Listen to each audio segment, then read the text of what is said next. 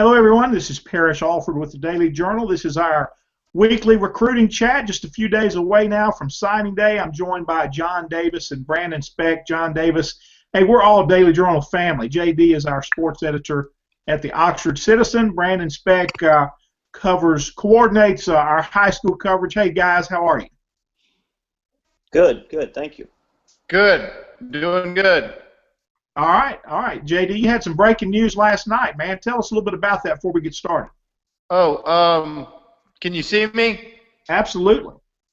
I'm sorry, I was messing with the toolbox thing. Johnny Hill is Oxford head football coach is retiring. Not immediately. He will go through the end of the year, meaning up to Christmas, through the football season. But this will be his last football season coaching. He's a longtime coach. This will be his 40th year overall coaching athletes in the state of Mississippi. Some of that includes Marshall Academy. Some of it includes Warren Central, Tupelo for 4 years. The majority of it, though, is here at Oxford, 22 years overall. And, he's headed out. Have a really good chance to win a state championship. Gone to the state championship title game the last 2 years. He's got the state's best prospect in DK Metcalf for the 2016 class, and really good quarterback in Jack Abraham on top of some really good offensive overall skill players. So hopefully he goes out, and what a perfect scenario this would be to win a state championship as a head coach, the first in Oxford school history at Ole Miss, because that's where the championship game will be played this year. Well, we know about DK Metcalf and Ole Miss commit. Are there others that Ole Miss is recruiting, or just others that anyone is recruiting on that team next year? Yeah, Will Swindle. I can report this. This is kind of timely breaking news, if you will. Will Swindle, offensive lineman, plays tackle. Was a on the 5A All-State team, first team. He will be at Junior Day at Ole Miss. Ole Miss's Junior Day is this weekend. He is planning to go there. He's also been invited to Mississippi State. And is going to do some of the camps circuit. So kind of getting invites, getting looked at, getting talked about. Like I said, Jack Abraham's already gone on the camp circuit a bunch. He's going to sign somewhere. Don't know where yet. I think he's the kind of guy that will have another good year. When I say good year, throw for another 3,500 yards and potentially can get in an offer. I know South Carolina is a school that's kind of looked at him from an SEC standpoint. So those two guys on top of, defensive linemen, really a lot of their offensive line guys. Colton Skidmore will actually be a junior, so he's a year away. Kenzie Phillips, running back, is another guy that's a really highly thought of guy. Could be a guy that goes to a 4-year school. Don't know just what level yet, but he's definitely a guy that will get recruited. So they've got a bunch. I mean, they've arguably got 5 or 6 guys that would go 4-year college right away on top of potentially some junior colleges here in the state. Brandon, this is a big weekend for Ole Miss in a different sort of way. Last weekend it was big because they had so many prospects committed and some not committed who were on campus. This weekend it's big because you've got guys like C.C. Jefferson going to LSU, DeMarcus Lodge. Where is it, Texas this week, J.D.? I believe that's what the plan is, yes. Yeah. But you got guys at other places, Drew Richmond at Tennessee. If you look at Leo Lewis, I think he's going to LSU this weekend. I think I've seen that. Leo Lewis that we've talked about a lot on this program, DeMarcus Lodge at Texas, who is not a commit. Leo Lewis is a commit. Drew Richmond is a commit going to Tennessee. Those 3 guys, Lodge, Lewis, Richmond. Brandon, do they get all 3? Do they get none? How do you think that plays out? I think they get all 3. I really do. I mean, JD and I were talking about Lodge last night, night before, but I think they get all 3, man. I mean, that's a bold and erroneous statement, but I think that's 3 decently safe bets, as a matter of fact. JD, why don't you tackle that question, man? What do you think? This may sound like I'm being negative because I'm not. I'm usually a very positive person, and I like to think Ole Miss has a chance with anybody with this recruiting staff, and they've shown that they can get guys. I think 3 is obviously, I mean, grand slam ideal. I think just it's also probably unrealistic, and that's not to say that Brandon, should be. I'm not criticizing Brandon at all for that decision. What I'm saying is it's okay to criticize Brandon. We do it all the time. No, I'm kind of balancing out the fact that I think at the end of the day, ideal situations and recruiting don't happen for anybody except maybe 1 or 2 times. I think all 3 would be outstanding. Obviously, I just don't know if it'll happen. I do think numbers standpoint come into play here. They'll take all 3, absolutely. C.C. Jefferson, Lodge, obviously keeping Lewis, that's not even a question. Keeping Drew Richmond, that's, does he go to Tennessee? That's another one to kind of talk about as we go into the show. But the numbers, where are you going to put all the guys? I mean, you're putting that point where, you may have to ask somebody to redshirt if you get those numbers. Is that the end of the world? No, because you're getting some of this kind of special talent that we've talked about, one of the kind of buzzwords that we've used on the show.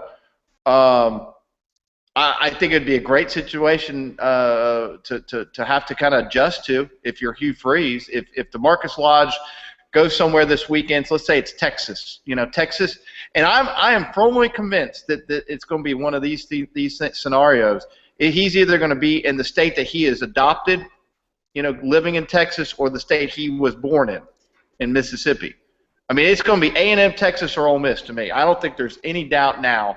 I think it's those schools. So when you're Hugh Freeze, you get a call from Lodge, and he goes, Coach, I went back to Texas this weekend. I thought I had a good feeling there, but I just don't have the same one as I did with Ole Miss this past weekend. I'm coming on board. And he gets a call from C.C. Jefferson, and he says the same thing. I mean, you're going to say, absolutely, we've got a spot for you, and then you're going to figure out how you get them all in from there. I just don't know if that's going to happen. I do think that Lodge comes on board. I think Lewis stays. And I really think Ole Miss has got the advantage from an out-of-state standpoint with C.C. Jefferson. I still don't think LSU will make enough ground to beat out Ole Miss, but I also don't know if Ole Miss is ahead of Florida. I think they're close, but I think Florida has got a slight advantage right now because he's so close to home. He can stay and play in front of his family, and they'll be 30 minutes away. So I don't know if that's any solace or what you would call that for a fan. Here's the question. This is a great Let me ask you this. We've talked about C.C. Jefferson, DeMarcus Lodge, Leo Lewis, who there's just been less information on of late, and Drew Richmond, who from the beginning said he was going to take more visits, and now it looks like he'll be at Tennessee. I've seen some chatter about the possibility of a split visit between Tennessee and Alabama. You're saying, J.D., that it's a perfect scenario if all 4 arrive and sign at Ole Miss, and understanding that perfect scenarios don't come around very often. So who of those 4 drift away? Who do you think they're least likely to reel in? Who do I think that they're least likely to lose Leo to? No, out of those 4 kids, those 4 prospects, who is least likely to sign with Ole Miss?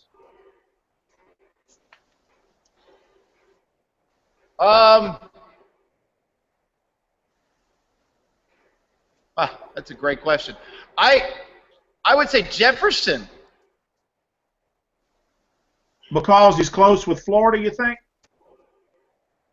Yeah, I think because he's not committed, and because of Florida still probably having the advantage. But you know what though? It may come to pass that he's actually stronger committed than Leo or Drew Richmond. Now, don't get me wrong. I think Drew Richmond and Leo will be there.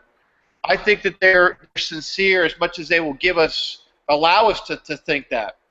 You remember Leo Lewis? We had Patrick on last week, and Leo Lewis he's not doing any interviews. I don't know if we know really what he's thinking, other than the fact that we know that the visit went really well for all these guys. I talked to 6 or 7 of them, put them up on the blog. The visit went well by all accounts. Okay, so Leo is a part of that group, and the fact that he came to Oxford this past weekend is another sign.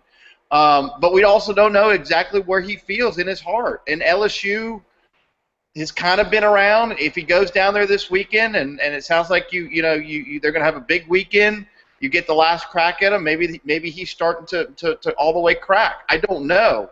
I just consider guys that are soft verbals, already in that situation where they've said they're coming to Ole Miss. I give them a little bit bigger percentage than a guy like Jefferson, who has been said good things about Ole Miss, but because he's out of state and because he hasn't committed, I've got to me personally kind of rate that a little higher. Again, I think to get 3 of those 4 signed, dotted line, all that kind of stuff, that would be great. 4, home run.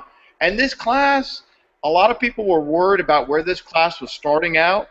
This class looks like it's going to be a consensus top 15 class, meet some needs, if not all needs, and be right up there with ranking-wise and star-wise with anybody else in the conference.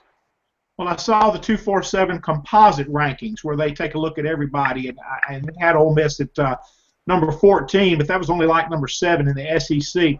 Hey, Brandon, let me ask you this: you're a high school player, a high school athlete. You're being recruited. All of a sudden, a school that really wants you to sign hires your coach. How big a deal is that? It looks like that's going to break down in Texas with Lodge's coach. How important is that in terms of Ole Miss trying to overcome that? I would say it depends on how close you are to that coach, but obviously if a school's hiring a coach, so I think it's a huge deal.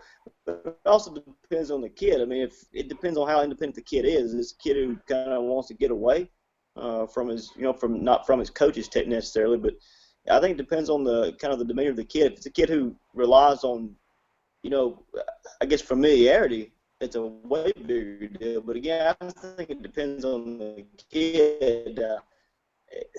It's a good school does that. So I don't know. I think it all boils down to necessarily 100% sway a kid.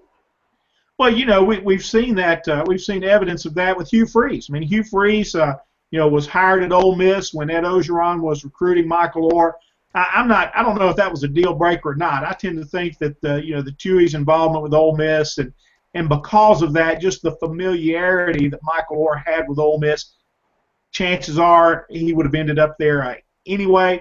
But you don't know that, and it certainly never hurts. And look, Ed Ogeron added a quality coach to his program, and and maybe that's what's going on in Texas too. It's not illegal.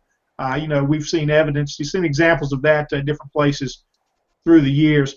JD, what do you think, man? Does that give Texas really a leg up with Lodge?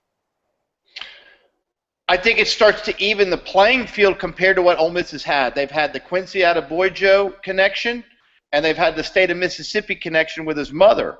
Okay? Remember, he lives with his father out in Cedar Hill, Texas. Texas is not his native state. Mississippi is. So Ole Miss had the familiarity of his background, his mom, and then you got Quincy Adeboyejo, one of his former teammates, who he is close with, who he was hosted by. One of his boys. Yeah, so that's one of his boys. Okay, so that's an advantage Ole Miss has not had. His coach told me this. He said, Ole Miss has done a great job with Quincy. Taking care of him is exactly what he said. As far as he has felt like that Ole Miss has done everything to help Quincy out, be comfortable, be acclimated to all that kind of stuff. And when your head coach feels that way, he's also going to be a factor in the decision-making process from the standpoint that he may not want to say you need to go to Ole Miss, but he knows DeMarcus can ask him what he thinks about it, and his opinion is high. So I think that's the advantage that Ole Miss has had. And then you had Texas A&M that's been involved because that was the original commitment. So, there obviously had to be at one time a special place in his heart for Texas A&M that may be rekindled, and then now you got Texas. And like I said, it is down to those three, in my opinion, based on what I know, what I've researched, and what I've done interview-wise. I think that those three schools are the ones that are in play, and it's going to come down to Lodge making a final decision on where he fits in the best, in his opinion. And that may change several times between now and signing day because, again, we're close, but when it comes to kids and making decisions, what is it, 5 days now, 6 days now? That's an eternity too. Yeah, that is a long time. Talk to us a little bit about Rasul Clemens. He was an Ole Miss commit earlier this week, defensive end. How does that relate in terms of, does that give a message? Does that send a message about what Hugh Freeze and his staff think about the signability of C.C. Jefferson? No, because I think it goes back to what we talked about on our podcast, Parrish. You're still going to need more than just two guys. You need, and Clemens is going to play in 16 at the earliest anyway. I mean, he's a redshirt guy. He's 202 pounds, his coach told me. He's also 6'6", which you can't teach. And he's got great hands. He's the kind of guy that can play outside linebacker or be a 4-3 guy and put his hand down, but only with some extra weight. So, I mean, he's got athletic ability for days. His coach was very high on him. I talked with Rasul more about the visit, what he liked about Ole Miss. And this was a guy that was committed to Virginia. Let's see, what is it? What's today's date? The 29th? He's committed to Virginia as of January 16th, 17th. So 12, 13 days ago, he's a Virginia commitment. Looked like he's going there. Ole Miss didn't enter the picture. The first time they met anybody with Ole Miss was Corey Batoon on Martin Luther King Jr. Day, which was the 19th on that Monday. Not far after dead period had really kind of gotten over with. So, hey, they convinced him that he was supposed to come on his visit this weekend. They convinced him to push it up a week. Came with his mother. Everything went very well.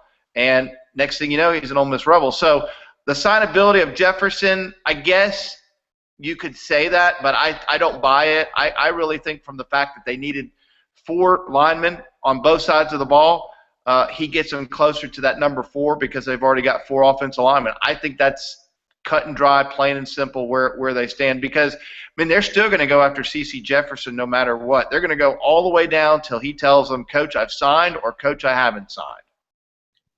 Well, we have lost Brandon. I think he might have gone to check on the French fries he was cooking, but more likely than not, it's an internet issue. Sound like his connection was a little spotty there. Anyway, JD, you look across Twitter these days and you see all these pictures of all these recruits and all these jerseys. How much do you read into that, man? Every kid puts on that jersey when he goes to this school. And recently, you see C.C. Jefferson wearing the gear when Ole Miss was visiting there. Anything to make of that, or is just recruits being recruits? I think it's more recruits being recruits. I think they like the gear that they get. I think that they all wear it. Until maybe they make a decision or, something like that, then they may go just pick one. I don't really, I'm kind of fascinated to figure out what schools give what kids. I mean, I don't know if you've seen this, Parrish, but they had goodie bags for the kids at State. Obviously, when they check into their hotel rooms, they've got some kind of, like we got media-wise at the Chick-fil-A. They've got those kind of things, a cake or just things to eat. So I mean, they obviously get all kinds of stuff. And I think they get here on a visit, and mom and dad want to pick up a shirt or a hat to remember the occasion, or they wear it and they wear it around town because they like it, or for all we know, Ole Miss stuff that they're getting, it may be the most comfortable of all the stuff, and they just like it the best from a comfort standpoint. I don't know. I take all that kind of stuff with a grain of salt. I never really put that much stock into that, and I don't know if it's a complete sign or not. I'm never one of those kind of people. I think there's still some superficial recruits out there, but I think the the education or the acumen of a recruit is completely different than when it was when I first started doing this. I have less off-the-wall answers about why a kid chooses a school than I have ever had. It is consistent with Ole Miss now, with Hugh Freeze and his staff, that they choose Ole Miss because of family, because of the comfort that they feel here, because they feel like this is a program on the rise, and that this staff will do a good job of making them better, both in the classroom and on the field. And I get a lot less superficial answers from Ole Miss recruits nowadays than I did, 10 years ago. I still will tell you right now, the best, craziest off-the-wall answer I've ever gotten was from Alan Abrams, who was a running back here getting recruited. I remember Alan Abrams. And from Apopka, Florida. Yeah, Central Florida. Central Florida. In fact, where Jalen Julius is getting, kind of their rival school, if you will.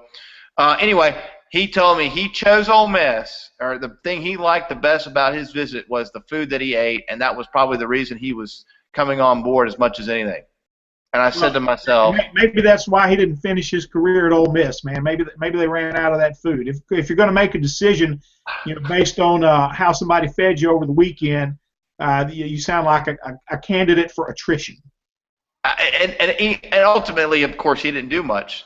But I mean, I'll never forget that answer. And again, I probably got it dug up somewhere in some kind of article. I used to save a lot of my articles before we became so technologically savvy in this country with what we do computer-wise. But I'll never forget it. I mean, again, there's certain things you don't forget when you do this business, Parrish, right? I mean, there's certain stories you don't forget. Absolutely. That's a quote I'll never forget. And they've been close. Ole Miss has been close with some big timers over the years. This was something. Again, just my time is the only thing that prevents me from some ideas I ever have with this. But I've always kind of wanted to go back to that very first class. Some of the guys that they were involved with, and one of them was Frank Gore. Frank Gore played at Coral Gables High School in Dade County, which is Miami. And Frank Gore was coming to Ole Miss the night before signing day. He had committed to Ole Miss. Ultimately signed with Miami the next day. They were trying to package him and Roscoe Parrish together. And could you imagine what that would have done for this program if they had been able to actually get them up here on campus, sign them, get them up on campus? Frank Gore and Roscoe Parrish both played in the NFL. I mean, and that was Mike McIntyre, part of the Cutcliffe staff.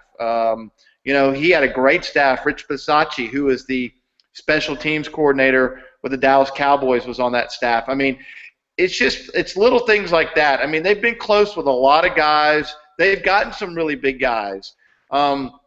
Years ago, Ole Miss wasn't getting the Laquan Treadwells and the Laramie Tunsels. But 2 years ago, when they got those type of guys, that were Frank Gore and Roscoe Parrish of 2001, that put Ole Miss on a different scale and opinion nationally about where they were as a program. Well, you got to close with those guys now. You have to do that. You can't do it just once. You got to close with the Drew Richmond. You got to bring a C.C. Jefferson in.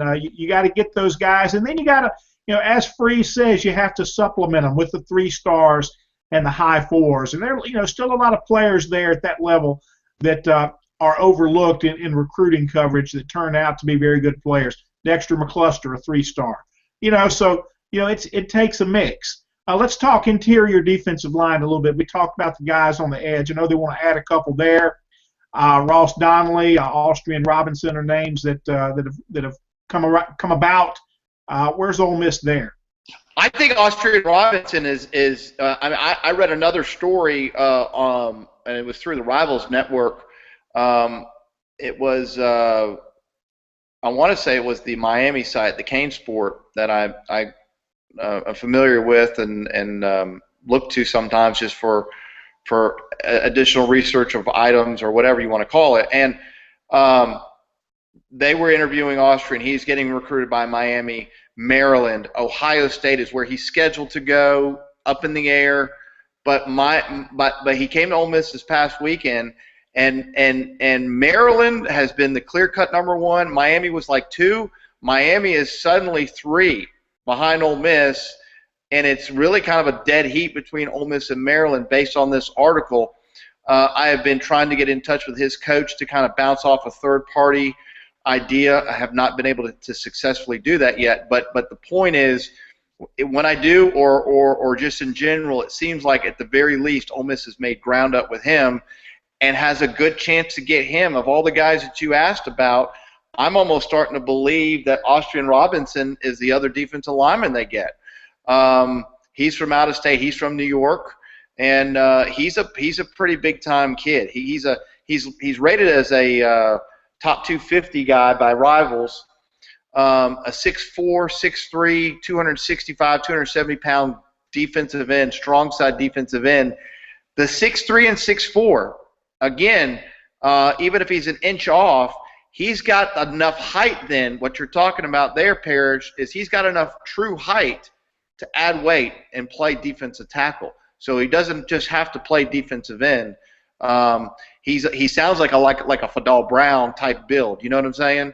Yeah, well, that's kind of what they need. They need some versatility. I agree. You know, Fadal Brown can drop down if he needs to do that this year. But, you know, the numbers, I think, look like they need to add somebody on the interior. I mean, you know, for a long time, you know, they needed to fix pass rushing. Marquise Haynes helped them do that. Victor Evans will help them do that a little more in the coming year. They're getting there. But now, you know, just in terms of recruiting and getting bodies and talent in the program, you need to swing back and look at those interior spots too. Right, and I think that's what I'm saying. I think in Austrian's case, he can play that position. Fadal Brown could play that position as well. He did that at FIU, and he becomes a bigger deal, maybe even for 2016. When you need a pinch, when you don't really want to play Benito Jones more than 10 or 15 snaps. Yeah, there's no doubt. One more tackle would be ideal. 4 defensive linemen was the plan to start out. I don't know if that will actually happen. They've got 2 now. I'm thinking 3 is more realistic. You know, they wanted 4 offensive linemen. They've got 4 offensive linemen. I think they would have loved to have had 5. Don't know if that's realistic either. The point is, they're getting close to what they really need. They wanted to get 1 running back. They've got that. They added 2 quarterbacks as opposed to 1. At least 1 wide receiver. I think they, you know, obviously they have Van Jefferson. I think they may get another wide receiver. They've got a tight end in Hibbler. You know, they've got. They needed to get linebackers. They've got linebackers. They got Zed Woods. They got Leo Lewis. You know, at least committed, looking like he'll probably sign. We think he's going to sign. Terry Caldwell's already in school. So you've added your linebackers there, and you've added a safety in Linton, and you've added a corner in Ordway, and you may get another. You know, Jalen Julius, we hadn't talked about him, but I'll add his name to it.